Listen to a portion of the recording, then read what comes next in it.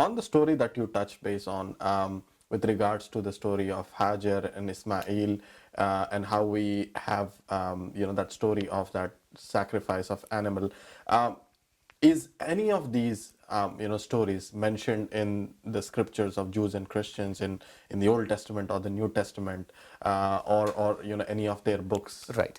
Now, this is where it gets very interesting, where some of the practices that Muslims do today, and this is not just which started with Prophet Muhammad sallallahu alaihi wasallam, but it has been there since time immemorial, since the time of Ibrahim alayhi salam, the acts and the rituals that are there.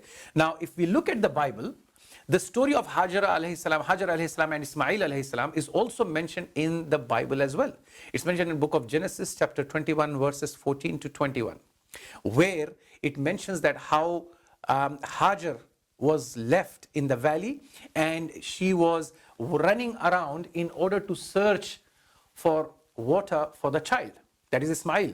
And the Bible says that we have heard your cry, and the angel spoke, and the angel told Hajar that, why do you worry?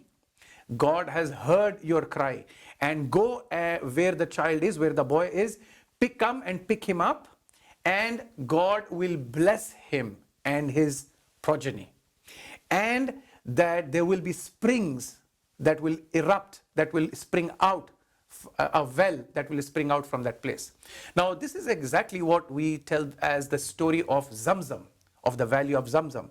That Hajar alayhi salam, when she ran and she came back, and when Ismail alayhi salam, where he was left behind, when he rubbed it and the angel came and the spring of water came out as a well.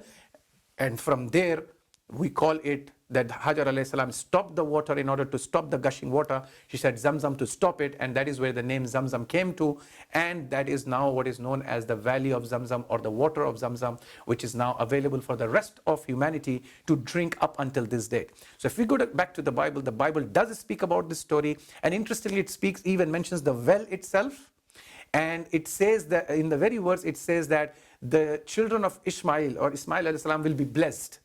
Now, this is what the blessing of that is, that city, the city of Makkah, is blessed up until today.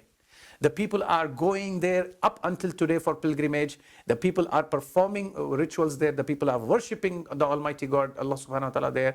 And all of this has been there since the time of Ismail alayhi salam, since the time of Ibrahim alayhi salam.